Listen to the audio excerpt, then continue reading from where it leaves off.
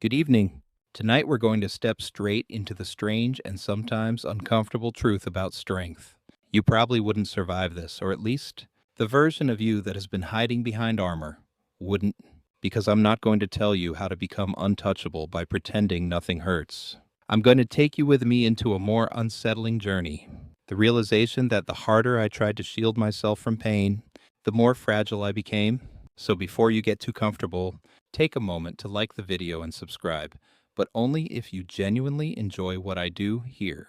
And while you're at it, leave a comment with your location and the time where you are. I love seeing the map of voices who gather here every evening. Now, turn off the lights, maybe switch on a fan for some soft background noise, and let's begin tonight's journey together. I used to believe that being untouchable meant building walls higher than anyone could climb. I thought it meant brushing off criticism with a laugh, swallowing disappointment with a grin, and walking away from betrayal as though my heart had never been scratched. People praised me for my resilience, my apparent ability to get on with it. I wore their compliments like medals, unaware that behind the polished surface, I was trembling.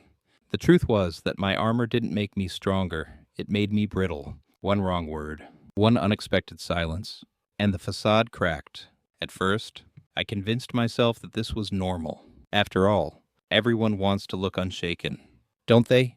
We live in a world where vulnerability is branded as weakness, where admitting pain is almost shameful, so I played the role. I smiled at jokes that hurt. I congratulated people who had stepped on me to climb higher. I even managed to convince myself that I didn't care. But deep inside, I cared desperately. I cared because I was human, and no amount of armor could change that. Old age wisdom has always whispered that the hardest armor rusts from within. My grandmother used to say, if you lock everything out, you lock yourself in. At the time, I shrugged it off as one of those cryptic warnings old people enjoy tossing into conversations. But as the years went by, her words returned, sharper and truer. My armor was not keeping pain away, it was trapping it inside me, multiplying it in silence. Here's a quirky fact. Studies have shown that turtles, when placed under constant stress, withdraw into their shells for longer and longer periods of time. But their stress doesn't disappear. Their bodies still suffer.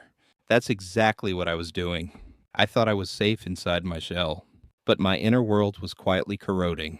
In academic psychology, some call this the paradox of defensive invulnerability. The idea is that when we try too hard to be unshaken, we actually become more reactive. By refusing to acknowledge what hurts, we hand more power to the very things we fear.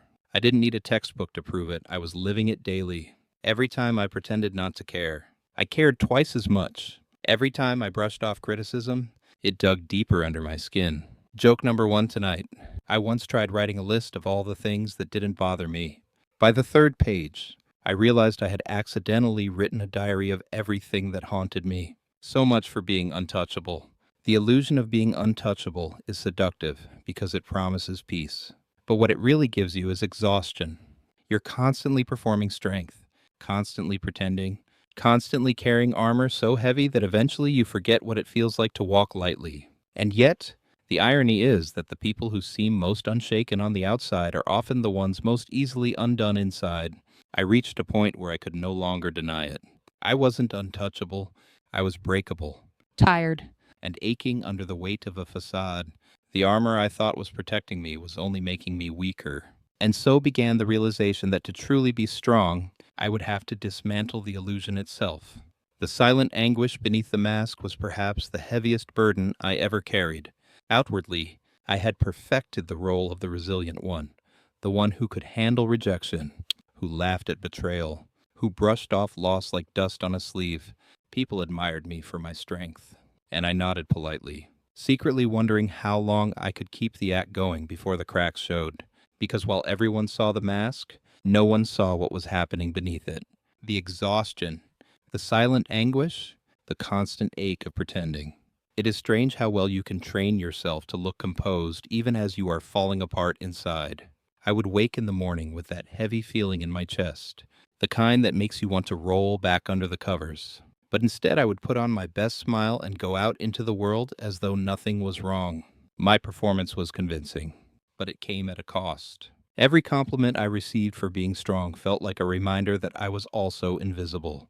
People praised the mask, not the person underneath. Old age wisdom has always hinted at the danger of appearances. My grandfather once told me, "Don't confuse someone's smile for their happiness." At the time, I thought he was just being cynical. But as I became the person who smiled while hurting, I realized he was simply telling the truth. The mask fools others, but the real deception is how it fools you. You start to forget who you are beneath the performance. Here's a quirky fact.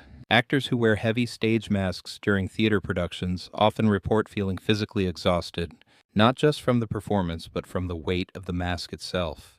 My mask wasn't physical, but it drained me just the same. Carrying the role of the untouchable one wore me out in ways I didn't admit, even to myself. Psychologists sometimes call this emotional dissonance, the gap between what you feel inside and what you show on the outside. Academics debate whether this dissonance is sustainable, but in my experience, it's like trying to balance on one leg forever. You can do it for a while, but eventually you collapse. That was me, wobbling behind the facade, terrified someone would notice, but even more terrified they wouldn't. Joke number one tonight. Once, during a particularly stressful week, someone told me I looked so calm and collected. I nearly burst out laughing. If they'd seen the chaos inside my head, they would have offered me a helmet, not a compliment. The silent anguish wasn't just about pain. It was about the loneliness of knowing that no one could see it. People can sympathize with visible wounds, but invisible ones often go unnoticed. And when no one acknowledges what you're carrying, you begin to believe you should keep carrying it alone. That belief nearly broke me. The truth was, I didn't need to be untouchable. I needed to be seen. I needed someone to recognize that beneath the mask of composure was a human being who bled, who longed, who ached. But as long as I insisted on presenting myself as unshaken, no one ever had the chance. And so, my anguish stayed silent, tucked behind the mask, until it grew louder than I could ignore. That was when I realized something vital. The mask that had earned me praise was also the very thing keeping me in prison. And if I wanted to find real strength, I would have to risk taking it off. The trap of avoiding pain was one I fell into without even realizing it. From the outside, I looked composed, calm, almost enviably steady. But inside, my whole life was a carefully constructed strategy to outrun suffering. I numbed myself with busyness, distracted myself with endless goals, and convinced myself that if I kept moving fast enough, the shadows would never catch up. What I didn't see was how avoiding pain gave it more power, how my refusal to face it made me its hostage. There were countless little moments that revealed the truth. A casual comment from someone I respected would leave me reeling for days, long after the words had been forgotten by the speaker. A friend's silence would send me spiraling into suspicion and self-doubt, betrayal, disappointment, rejection. They all hit me harder because I was already bruised inside. I had spent years running from those bruises, covering them up with the armor of strength. But armor doesn't heal wounds, it only hides them. Old age wisdom always warned about this. My grandmother used to say, "What you refuse to feel, you will feel twice over." I never liked hearing it. It sounded like unnecessary pessimism. But when I looked back at my life, I saw how true it was. The pain I dodged in the moment only grew sharper when it resurfaced later, multiplied by the years I'd ignored it. Here's a quirky fact. Some scientists discovered that when rats are given mild electric shocks, they experience more stress if they have no way of seeing the shock coming. Anticipation and avoidance create more suffering than the event itself. Humans aren't much different. The pain I tried to avoid became worse than the pain itself. Academics sometimes call this experiential avoidance, the tendency to suppress or flee from unpleasant emotions. Some theories suggest it's the root of many psychological struggles, from anxiety to addiction, but theories aside, I lived it daily. By refusing to face my inner wounds, I chained myself to them. By resisting pain, I gave it a permanent seat in my life. Joke number one tonight. Once I told myself, if I just ignore this, it will go away. That was 10 years ago. It's still here. Avoidance really is the worst house guest. You never invite it in, but it never leaves. The trap worked like this. The more I dodged pain, the more fearful I became of encountering it again. Every social interaction turned into a cautious dance. Every relationship into a potential battlefield. I thought I was protecting myself. In truth, I was shrinking my world, handing control to the very things I dreaded. It took me years to understand that freedom doesn't come from outrunning pain. It comes from facing it. As long as I numbed, avoided, or denied, I remained at the mercy of every word, every silence, every perceived rejection. Pain was in control, not me. The only way out was to stop running and finally turn towards what I feared. That realization was terrifying, but it was also the first step toward liberation. The illusion of control was one of the most seductive lies I ever believed. I carried it like a secret weapon. The idea that if I was clever enough, strong enough, kind enough, I could somehow influence how people treated me. If I worked hard, no one could criticize me. If I stayed loyal, no one would betray me. If I remained endlessly patient and understanding, the world would repay me with fairness. It was a neat bargain in my head, until life tore it apart piece by piece. I remember once staying up all night to perfect a project, convinced that excellence would shield me from judgment. The next day, someone casually dismissed my work in a single sentence. It wasn't cruel, just careless, but it broke me, because my illusion cracked with it. All my effort hadn't bought me immunity. I was still vulnerable to one person's thoughtless remark. That's when I began to see that my belief in control was actually a form of bondage. I lived on constant alert, trying to predict the unpredictable, as though life were an equation I could balance if only I added enough virtue. Old age wisdom would laugh gently at my naivety. My father used to say, "You can control your effort, not the weather." Of course, I thought he was talking about farming, about crops and rain, but really, he was naming a truth I hadn't yet learned. The weather of life, people's moods, choices, betrayals was never mine to command. I exhausted myself trying to bend it, and all I ever got in return was disappointment. Here's a quirky fact. The ancient Stoics had a practice of imagining worst-case scenarios not to be pessimistic, but to loosen the grip of control. They called it premeditatio malorum, the premeditation of evils. By rehearsing what could go wrong, they reminded themselves that much of life was beyond their grasp. I had stumbled into the opposite practice, rehearsing everything I could do to keep things right. Unsurprisingly, it didn't work. Academics sometimes refer to this as the control fallacy. Some argue it's one of the most common cognitive distortions, that belief we hold, deep down, that we can bend life to our will, but when the fallacy is exposed, it feels brutal. I realized that my striving to control outcomes wasn't protecting me from pain. It was chaining me to constant anxiety. Joke number 1 tonight. I used to believe that if I just smiled enough, no one could dislike me. Turns out, some people find smiling suspicious. So much for that strategy. The collapse of control was both painful and liberating. Painful because it shattered the illusion I had built my life upon. Liberating because in losing it, I began to breathe. If I could not control how others spoke or acted, then maybe I could finally stop bending myself into impossible shapes trying to manage them. Maybe freedom was less about holding the reins tightly, and more about letting go of reins that were never in my hands to begin with. When the illusion fell apart, I felt exposed. Yes, but I also felt a strange relief. Control had been a cage disguised as protection. Its bars had kept me in constant tension, always bracing for the next blow. Without it, I began to see that my task wasn't to choreograph the behavior of others. It was to face the tender places within me that reacted so fiercely when they didn't behave as I hoped. That was where the real work waited. The open wound inside was something I didn't want to admit existed. For years, I told myself that what hurt me most was what others did. Their careless words, their broken promises, their sudden silences. I thought the pain was out there, lodged in their actions. But slowly, I began to realize that the reason those things cut so deeply was because they struck something already raw within me. Their words were not knives on their own. They became knives because they found an open wound waiting inside. It was a sobering discovery. That sharp sting of rejection wasn't really about the person who turned me away. It was about the part of me that had never healed from feeling unwanted as a child. That crushing disappointment when someone betrayed my trust wasn't purely about them. It was about the unresolved grief of earlier betrayals I had buried. Every insult, every slight, every abandonment. It all echoed louder than it should have because the echo chamber was already inside me. Old age wisdom has always hinted at this. My grandmother, in her blunt way, once told me, "A stone only hurts if you already have a bruise." I dismissed it at the time, too busy nursing fresh heartbreak. But later, when I traced the patterns of my pain, I saw her point. The outside wound was real, but the deeper wound was already there, tender and waiting to be touched. Here's a quirky fact. The brain actually processes emotional pain in the same regions as physical pain.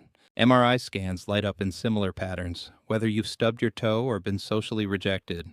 The body doesn't fully distinguish between the two, which means that when someone's words pierced me, they didn't just echo metaphorically, they lit up the same neural alarm bells as if I had been physically struck. No wonder it felt unbearable when the wound inside was already raw. Academics sometimes describe this as trauma activation. The theory is that present experiences are not simply about the present. They are triggers that reawaken older, unresolved experiences. To someone without that history, a comment might be nothing.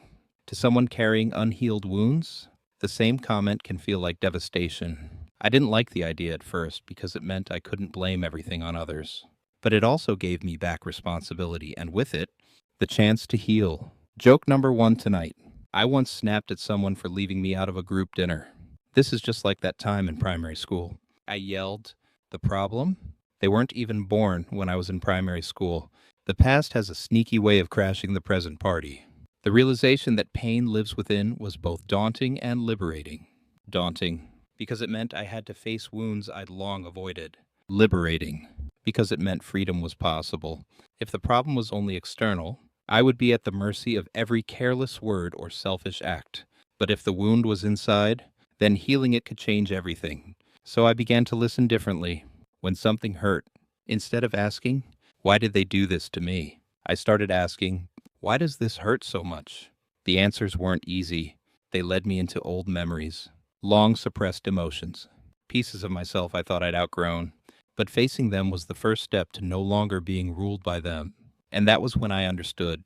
True untouchability doesn't come from hardening against the world. It comes from healing the wound within, so that when life inevitably touches it, it no longer breaks you open. When the unconscious takes the lead, life stops feeling random and starts feeling strangely scripted. For the longest time, I believed I was in control of my decisions, that I was making rational choices, steering my own ship with clarity. But the more I paid attention, the more I saw how often I was reacting, not choosing.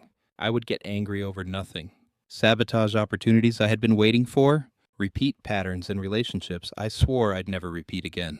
It was as if something inside me was pulling the strings, and I was just the puppet dancing along. Carl Jung's words haunted me. Until you make the unconscious conscious, it will direct your life, and you will call it fate. That single line landed like a punch to the gut, because I could see it unfolding in real time. All the pain I thought was bad luck or just how life goes was in fact a mirror of things inside me I had never faced. The unconscious wasn't a vague cloud of thoughts, it was a living force, full of memories, fears, and buried stories that I had been unwilling to confront. And it was running the show. Old age wisdom often points to this without using the same language. My father once told me, "If you don't deal with your ghosts, they'll deal with you." At the time, I laughed it off, imagining white sheets floating through dark hallways. But he wasn't joking. The ghosts were real. They just wore the faces of unhealed wounds, unresolved shame, and forgotten desires. And they were whispering instructions into my behavior without me even realizing. Here's a quirky fact. Researchers once found that people who had suffered childhood neglect were more likely to interpret neutral faces as hostile. In other words, the unconscious expectation of rejection colored how they saw the world. The past wasn't just buried, it was shaping the present moment, dictating their reality. I realized the same thing was happening to me. When I felt slighted, overlooked, or criticized, it wasn't always the situation itself, it was my unconscious telling me, "See, this is happening again." Academics call this projection the process by which we see in others what is unresolved in ourselves. Some argue it's unavoidable. Others say it's a step towards self-awareness if we recognize it. What I knew for certain was that projection had been ruling my life. I wasn't responding to what was in front of me. I was reacting to echoes of the past playing out on today's stage. Joke number 1 tonight. I once blamed a colleague for always abandoning me because he didn't reply to an email for 2 hours. 2 hours. My unconscious apparently thinks email is equivalent to a childhood betrayal. That's how absurd the strings can become when you don't notice who's pulling them. When I started seeing the unconscious at work, I understood why my efforts to control life had failed so miserably. I wasn't controlling anything. I was being controlled by what I refused to see. Every rejection, every silence, every disappointment was not just life happening. It was my unconscious replaying its old script until I finally paid attention. It was both terrifying and empowering to realize this. Terrifying, because it meant I wasn't the master of my ship in the way I thought. Empowering, because if I could bring these hidden forces into the light, maybe I could finally steer differently. Maybe fate wasn't fixed at all. Maybe it was simply unconsciousness repeating itself until I dared to intervene. And that's when I knew if I wanted freedom, it wasn't about controlling the world outside. It was about diving into the world inside, where the real battle was already being fought. Most people, when they think of strength, imagine someone who never flinches, never bends, never shows a crack. They see an impenetrable wall, a fortress standing against the world. I used to admire that image too. I thought if I could build myself into something unshakable, nothing could hurt me. But then I realized that fortresses are lonely places. And walls don't just keep pain out, they keep life out too. I had mastered the art of pretending to be fine, smiling when I was crumbling, nodding politely when I was furious, saying I don't care when I clearly did. I convinced myself that this was strength. Yet all it did was bury the truth deeper, and the unconscious, as we've already seen, always finds a way to make itself heard. Suppressed emotions leak through the cracks, often in the most inconvenient moments. It's like taping over a leaking pipe. The pressure builds until one day everything bursts and floods the room. Jung once said, "Know all the theories, master all the techniques, but when you touch a human soul, be just another human soul." I love that line because it reminds me that strength isn't about building armor, it's about embracing the messiness of being human. The irony is, the more I tried to appear untouchable, the more fragile I actually became. An old neighbor of mine, a woman well into her 80s, once gave me advice I didn't appreciate at the time. She said, "If you can't cry in front of people, you'll never laugh with them properly either." I brushed it off as sentimental nonsense. But now, I see what she meant. Vulnerability and strength aren't opposites, they're twins. Deny one, and you weaken the other. Here's a quirky fact to chew on. Apparently, lobsters outgrow their shells by literally splitting them open when they become too tight. For a while, they're soft, exposed, and vulnerable until a new shell hardens around them. Imagine if lobsters decided vulnerability was shameful. They'd never grow. They'd just suffocate inside shells that no longer fit. Humans aren't so different. Our old identities, masks, and walls need to break for us to expand. And then there's the academically debatable idea of resilience. Some psychologists define it as bouncing back quickly, others as adapting over time, and some argue resilience is overrated because it romanticizes suffering. Personally, I think resilience is less about bouncing back and more about being willing to stay broken for a while, knowing that from the cracks, something new emerges. Joke number one for this round, I used to tell myself, I'm as strong as steel. Then one day I remembered steel rusts if you ignore it long enough, and that's exactly what happened. I neglected my own heart until it corroded beneath the polished surface. The real shift for me was understanding that becoming untouchable doesn't mean you stop feeling. It means you've felt so deeply, so completely, that the world can no longer use those feelings against you. When you've already embraced your shame, your fear, your loneliness, then no one can weaponize them. You own them. They no longer own you. This is what Jung called individuation, the process of becoming whole. Not perfect, not flawless, not eternally happy, but whole. It means meeting your shadows and realizing they are part of you, not enemies to destroy. It means dropping the need to act strong because you finally understand that strength is not performance, it is presence. And once I caught a glimpse of that truth, I could no longer admire the fortress. I wanted to be more like the river, still vulnerable to storms, but flowing, moving, shaping even the hardest rock over time. Because in the end, true resilience isn't about hardness. It's about flexibility, integration, and the quiet confidence that comes from knowing who you are beneath the mask. You were taught from a very young age to avoid pain, weren't you? I know I was. Don't cry. It's weak. Stay positive. Don't dwell. Get over it. Those were the mantras of childhood, repeated like Holy Scripture. The trouble is, they trained us to treat pain like an enemy, something to outrun or silence. I became an expert at escaping, burying myself in work, distracting myself with noise, chasing achievement like it was armor. But the funny thing about pain is, the more you run, the faster it seems to catch you. Ignored pain has a wicked sense of humor. It doesn't disappear. It just puts on disguises. Sometimes it arrives as anxiety, your heart racing at the simplest task. Sometimes it plays dress up as boredom.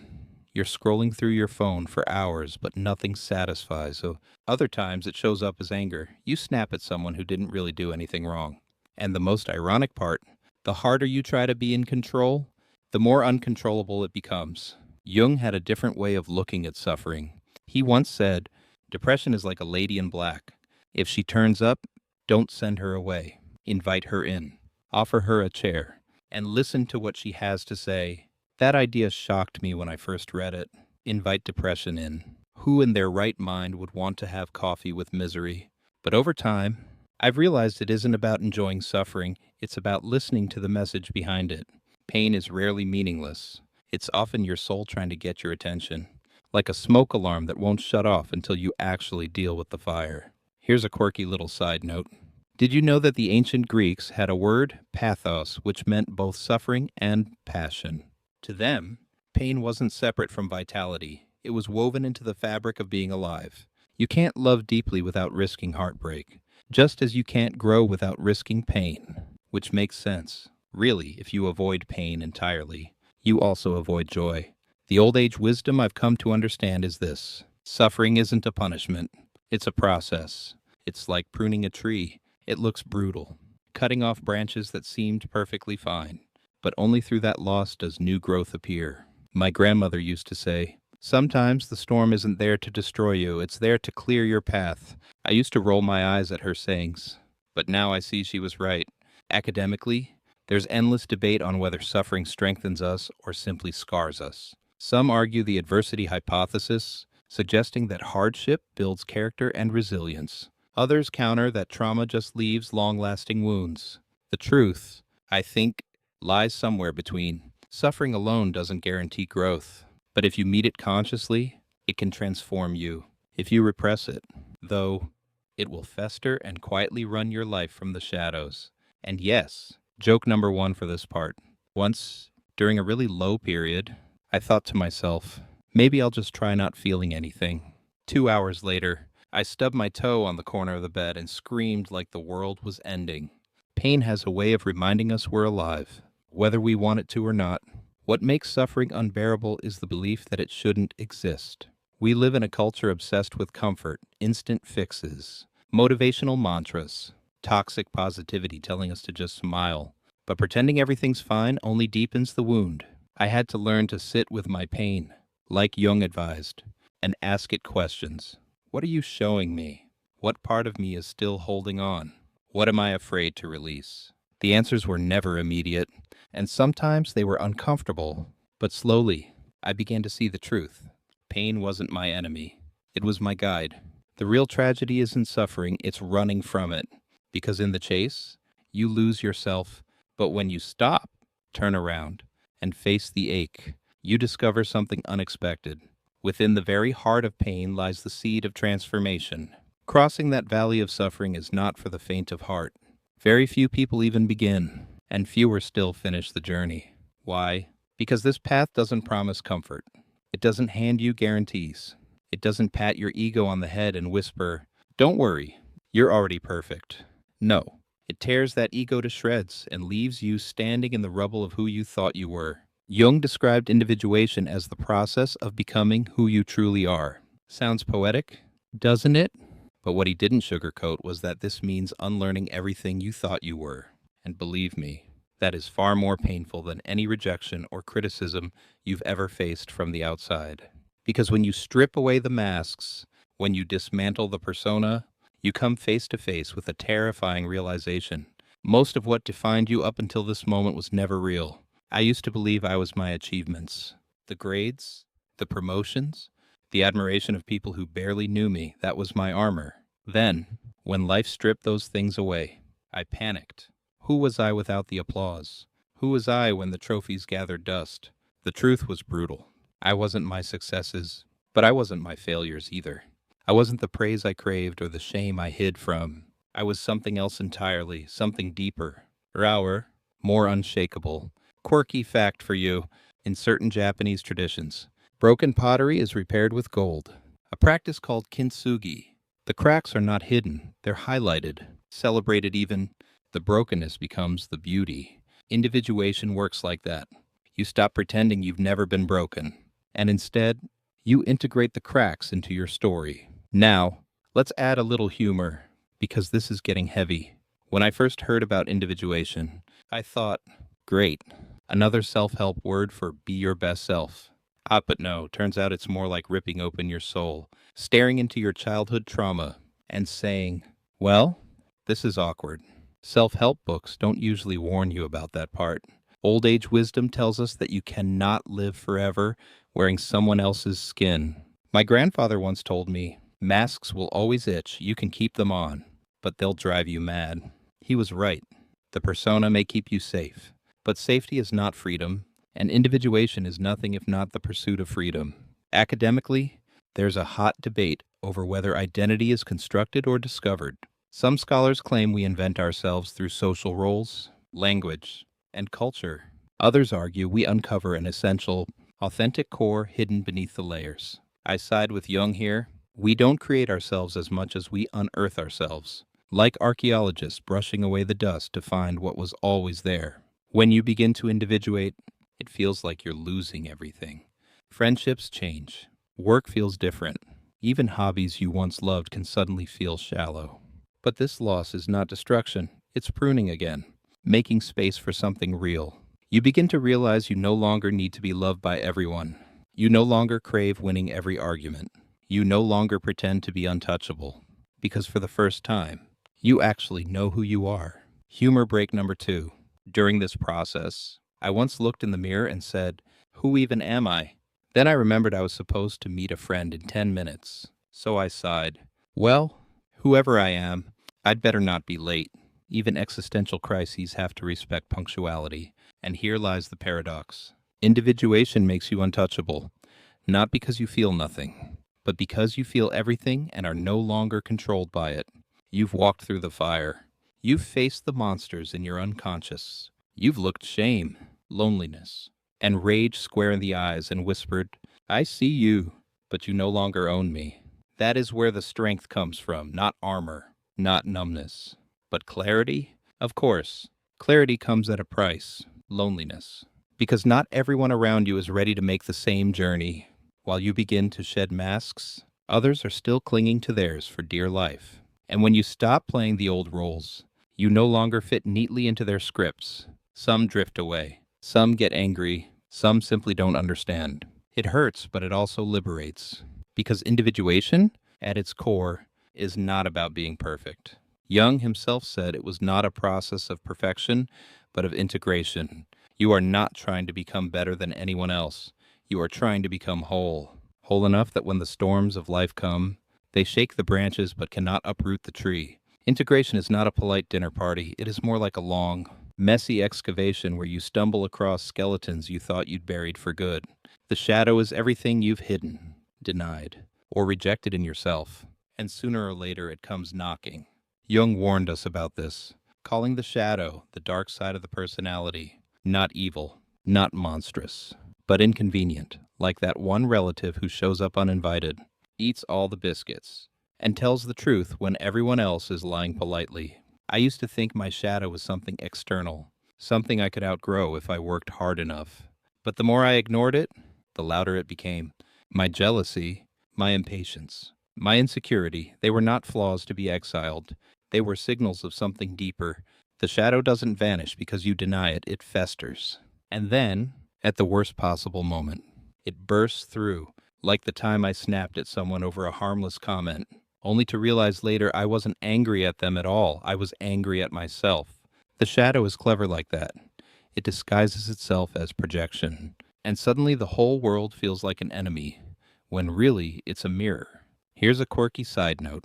Did you know that octopuses can camouflage themselves so completely they even mimic rocks? It's a survival trick. But sometimes they get stuck in disguise even when the danger is gone. Humans do the same. We disguise parts of ourselves for safety, pretending we're tougher, calmer, smarter, less afraid. But eventually the disguise outlives its usefulness, and then we're left looking like an oddly shaped rock in a world that expects us to move.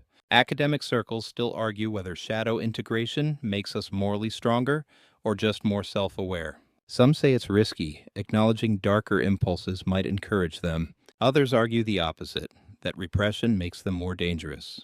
Personally, I've learned that denial doesn't erase anything. It just drives it underground, where it runs the show without your consent. Bringing the shadow to light doesn't mean indulging it, it means recognizing it, shaking its hand, and saying, I know you're here, but you don't get to steer the car. Old age wisdom often comes in the form of understatement. An elderly neighbor once told me, you can only trip over what you refuse to see. At the time, I laughed, thinking he was talking about garden tools.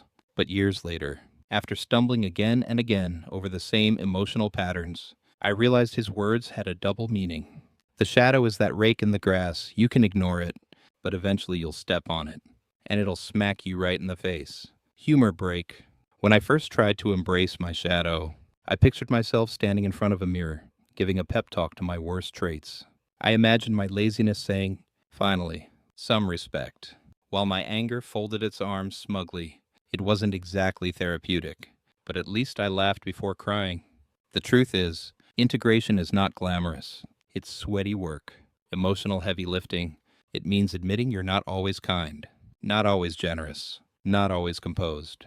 And that's terrifying, because society rewards the mask. People prefer you to be simple, predictable, easy to categorize, but integration makes you complicated. It makes you whole, and wholeness is unshakable.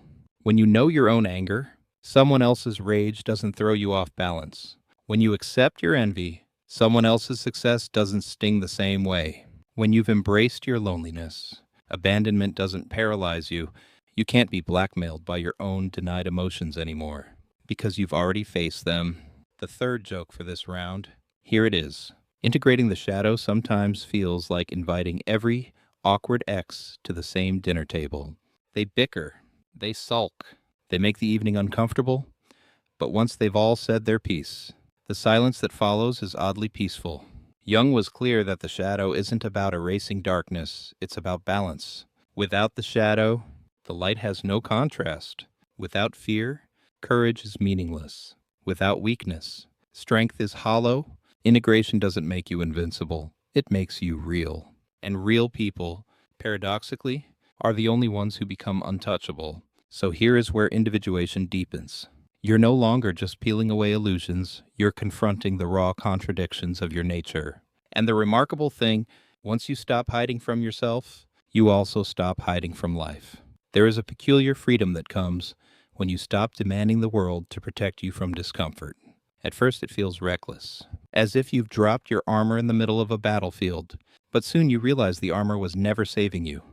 It was suffocating you. Once you put it down, you can finally move, breathe, live, and it's in that space of vulnerability that true resilience starts to grow. I used to think strength meant clenching my jaw, pushing through, never letting anyone see the cracks. But cracks are not weakness, they are openings.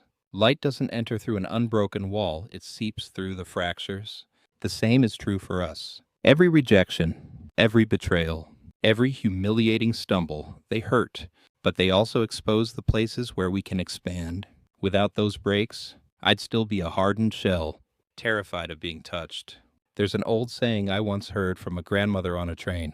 Honey, even the strongest tea needs hot water to release its flavor. At the time, I smiled politely. Years later, I understood pressure, heat, difficulty. These are not punishments. They're catalysts. They bring out what was dormant inside. And yes, sometimes that flavor is bitter, but bitterness has its place too. It reminds us we're alive. Here's a quirky fact. Sea glass. The smooth, frosted fragments you find on beaches was once sharp and discarded rubbish. Years of waves and sand battering it into softness transform it into something people treasure. The same waves that could drown you are also the ones that polish you. I think of myself like that now, still a bit jagged in places, but gentler because of the storms. Academics like to debate whether resilience is innate or learned. Some insist you're born with it, that grit runs in the veins. Others argue it's forged by circumstance, trial by fire. I lean toward the latter. If resilience were a gift at birth, it wouldn't need to be cultivated. Yet every scar, every heartbreak, every failure seems to add layers to mine. You don't become unshakable by hiding in comfort. You become unshakable by surviving discomfort and discovering you are still here. And yet, resilience is not stoicism. It's not about gritting your teeth forever. It's about flexibility, about bending without breaking. Imagine bamboo swaying in the storm, fragile looking, but able to endure because it moves with the wind rather than against it. For a long time, I was an oak tree, stiff and proud, until one storm nearly uprooted me. Now, I try to be bamboo, flexible, grounded, and oddly comforting to look at. Here comes the humor. Resilience sometimes looks less like wisdom and more like clumsiness. I once slipped on a wet pavement, flailed like a cartoon character, landed on my backside, and burst out laughing in front of strangers. Was I embarrassed? Absolutely. But in that moment, I realized resilience is sometimes just your ability to laugh when life throws a banana peel under your shoe. The insight from aging is that resilience isn't loud. It's not about shouting, "I've survived." It's quiet. It's waking up the next morning after a heartbreak and making coffee. It's walking into a new room after rejection and still smiling at strangers. It's saying yes to life again, even after it's knocked you flat. With age, I've learned that resilience doesn't erase pain. It coexists with it. And somehow, that coexistence becomes strength. The magic lies in no longer demanding guarantees. Life will hurt you. People will disappoint you. Things will fall apart. But resilience whispers, and you will carry on. That whisper is sometimes enough to get you out of bed, to face the day, to keep trying. And each time you do, you add another thread to the fabric of your unshakable self. What makes this stage of the journey transformative is not that the pain lessens, but that your relationship with it changes. You don't fight it as an enemy, you walk beside it as a teacher. You listen, you learn, you adapt, and in doing so, you build a kind of quiet immunity, not because life can't reach you anymore, but because it can, and you no longer fear that fact. If resilience is the body's way of adapting to storms, then acceptance is the soul's way of finding peace within them. I fought that word for years, acceptance. To me, it sounded like surrender, weakness, waving a white flag. But I came to realize that acceptance is not defeat. It is the recognition that fighting reality only exhausts you. Once you stop wrestling with what is, you suddenly have energy to live with it, to live despite it, sometimes even to live because of it. There was a time when I thought acceptance meant letting people walk all over me. But it isn't about tolerating abuse or injustice. It's about recognizing the truth of what has happened. Instead of replaying fantasies about what should have happened, acceptance whispers, "This is what is now. What will you do with it?" That question changes everything. Here's a quirky fact that illustrates this. In Japan, there's an art called kintsugi, where broken pottery is mended with golden lacquer. Instead of hiding the cracks, they highlight them, making the object more beautiful precisely because it has been broken. I used to think my scars, emotional and otherwise, were flaws to be concealed. Now I see them as gold-filled lines, evidence of survival, proof that acceptance turned my brokenness into art. From an academic perspective, acceptance is controversial. Some psychologists frame it as passive, others as active. The debate goes on. Is it resignation, or is it a conscious embrace of the present? Personally, I see it as a paradox. It's both letting go and holding on. You release the impossible, changing the past, and hold firmly to the possible, changing your response now. That duality makes acceptance powerful, not powerless. I once laughed with a friend about how acceptance sneaks up on you. One day, you're railing against the unfairness of it all, crying over closed doors, and the next day, you catch yourself sipping tea, watching the rain, and realizing without fanfare that you're okay. Acceptance doesn't always arrive with trumpets. Sometimes it tiptoes in wearing socks, sits quietly, and simply says, I'm here. The old age wisdom here is clear. Resisting life only multiplies pain. My grandmother used to say, Child, if you keep slamming yourself against a wall, don't blame the wall. At the time, I rolled my eyes. Walls were meant to be conquered. But she was right. Some walls are meant to redirect us, not to be broken through. And once you see that, you stop bleeding against the unmovable and begin walking toward the doors that open. Humor sneaks into acceptance. 2. There's something oddly funny about looking back on the things I used to stress over. That awkward text message I agonized about. Forgotten. The career setback I thought would ruin me. It led me somewhere better. Acceptance has a way of turning your past anxieties into comedic anecdotes. Sometimes I think life is less a tragedy and more a cosmic sitcom, one where the laugh track is delayed until years later. When I reflect now, I see acceptance as a form of maturity, not the rigid, joyless kind, but the soft, knowing kind, the kind that looks at loss and says, yes, it hurts, but it's part of the deal, the kind that meets change and says, I didn't ask for this, but I'll learn from it. That maturity doesn't shield you from sadness, but it stops sadness from swallowing you whole. The greatest freedom acceptance gave me was release from the illusion of control. I no longer feel the desperate need to script every detail of my life. I've stopped demanding certainty in a world that never promised it. And in the space where control used to strangle me, I found breathing room. That's where peace hides, in the simple decision to stop arguing with reality. And so, acceptance becomes the foundation of an untouchable life, not because it removes pain, but because it transforms the way you meet it. You cease being the victim of circumstance and become the curator of response. It's not glamorous work. It doesn't win applause, but it does give you something better. Quiet dignity, the kind that cannot be shaken no matter how strong the winds blow. Forgiveness has always been one of those words that made me squirm. It sounded far too saintly. Something reserved for holy men or poets, not for someone ordinary like me, who has been bruised by life and carries a stubborn streak. Yet forgiveness kept knocking on the door of my mind, and eventually I had to open it, not out of virtue, but out of sheer exhaustion. Carrying resentment is heavy work, and I was tired of being tired. The hardest part to grasp was that forgiveness is not about the other person. It's not an absolution of their behavior, nor a free pass to repeat their mistakes. Forgiveness, I discovered, is about reclaiming the energy I lost in replaying the past. Each time I replayed an argument, I was like an actor forced to perform the same painful scene night after night. Forgiveness is the quiet courage to step off the stage and let the curtain fall. There's a quirky fact here, too. In parts of Africa, there's a practice called Ubuntu, which loosely translates as I am because we are. When someone causes harm, the community sometimes responds not by punishing, but by surrounding the person with reminders of their goodness, encouraging them to rejoin the circle. It doesn't erase the harm, but it shifts the energy from vengeance to restoration. I'm not suggesting we all hold hands and sing, but it shows that forgiveness can be less about forgetting and more about creating space for new beginnings. Of course, in academic circles, forgiveness stirs debates. Some argue it is psychologically essential for healing. Others caution that it can be weaponized, pressuring victims to reconcile prematurely. Personally, I stand in the messy middle. Forgiveness is not mandatory, but when chosen freely, it liberates more than it confines. It's like dropping a burning coal you've been clutching. You let go, not because the fire deserves mercy, but because your palm deserves relief. I recall an old age wisdom from my grandfather.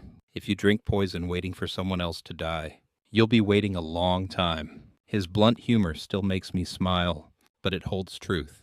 Resentment is self-poisoning, a slow drip of bitterness into your bloodstream. Forgiveness is the antidote, not because it changes the past, but because it detoxifies the present. Humor crept into my own process of forgiving. I remember thinking, if I keep holding this grudge, I'll need to buy a bigger emotional storage unit. It became comical, the sheer number of grudges I was lugging around like mismatched luggage on a train. One day, I imagined myself at an airport check-in desk, the attendant saying, I'm sorry, sir, but your resentment exceeds the baggage limit. The absurdity made me laugh. And in that laughter, I found the first thread of letting go. Forgiveness also requires humility, the humility to admit that I, too, have been the villain in someone else's story, that I have caused pain, knowingly or unknowingly, that I would hope for grace if the roles were reversed. It doesn't excuse what was done to me, but it softens the edges of my anger. Forgiveness becomes less a transaction and more an acknowledgement that all humans stumble, and that stumbling is not the end of the road. What surprised me most was that forgiveness didn't arrive with fanfare. It wasn't a grand declaration or a dramatic, tearful release. It was quieter. One morning, I realized I hadn't thought about that old wound for weeks. The sting was gone. The scar remained, but it no longer dictated my mood. Forgiveness had slipped in silently, like a house guest who tidied up the mess before leaving. That's the paradox of forgiveness. It feels like giving something away, but in reality, it's receiving. You give up your bitterness, and in return, you receive lightness. You surrender your grudges, and in return, you regain peace. It's a trade worth making, though often only discovered when the cost of not forgiving becomes unbearable. And so forgiveness, paired with acceptance, becomes one of the strongest shields against life's cruelties. It doesn't mean the storm won't come again. It doesn't mean people won't wound you anew. But it does mean you'll no longer be chained to yesterday's injury. You walk lighter, freer, untouchable, not because you are never hurt, but because you refuse to remain hurt longer than necessary. The moment I realized acceptance and forgiveness had softened my defenses rather than hardened them, I began to sense an entirely new form of strength. It wasn't the kind of strength I had once chased, the loud, showy strength of unbending pride and polished armor. No, this was quieter, humbler, almost invisible to anyone not paying attention. It was the strength of someone who no longer needed to prove anything, not to others and not even to myself. There is a peculiar comfort in not being bothered by things that once would have derailed me. I sometimes catch myself in situations where old triggers might have sent me spiraling, but instead I feel only a ripple, a small tremor that quickly settles into stillness. It's like the difference between being a thin reed quivering in the wind and being a tree with deep roots. The wind still blows, sometimes fiercely, but my foundation holds. And that is when I understood what it truly means to be unshaken. There's a quirky little fact that fits here. Did you know bamboo, though it bends easily, is stronger than steel in tension? It sways and creaks under pressure, but rarely breaks. I like to think that this is what inner resilience feels like, not becoming rigid, but becoming flexible enough to endure. For years, I thought resilience was about refusing to bend, but I see now it is about learning how to bend without losing form. Of course, some academics debate whether resilience is innate or cultivated. Some insist it's a personality trait, a fixed part of one's makeup. Others argue it's a skill, something anyone can develop through adversity. Personally, I lean toward the latter view. Adversity is a brutal but effective teacher, and resilience is the lesson that reveals itself only after you've endured the test. If resilience were innate, then I should have been broken many times over. Yet here I am, standing still, not untouched, but whole nonetheless. With age comes the perspective that nothing lasts, neither joy nor sorrow.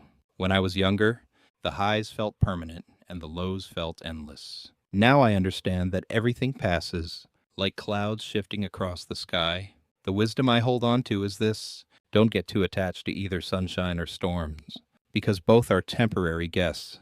If you know this, then you do not get carried away in bliss nor drowned in despair. You stay grounded. Humor, as always, sneaks into these lessons.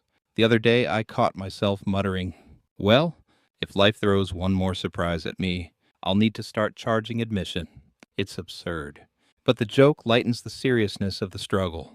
And maybe that is another hidden strength, the ability to laugh, even in the face of chaos. If you can laugh, even just a chuckle, you haven't lost your power completely.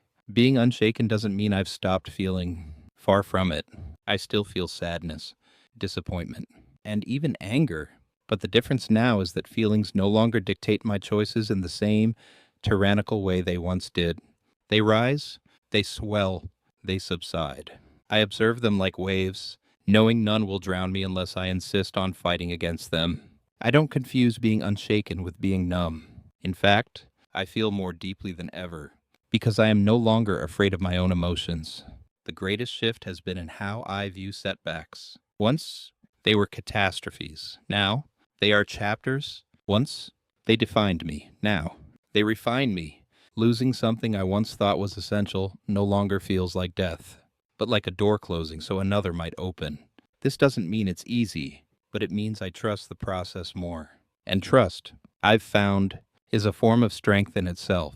So what is left when you remove the masks, release the grudges, and stop clinging to control? What remains is clarity. Clarity that no one else decides my worth. Clarity that storms are part of the weather of life. Clarity that I can endure without hardening into stone. This clarity is the calm center I never thought I'd find. And it is this calmness that makes me, finally, untouchable. The final realization that settled into me was that true freedom has nothing to do with escape and everything to do with awareness. I used to believe that if I could just cut ties, avoid pain, build thicker walls, I would finally be safe. But walls are prisons disguised as fortresses. They keep others out. Yes, but they keep you locked in too.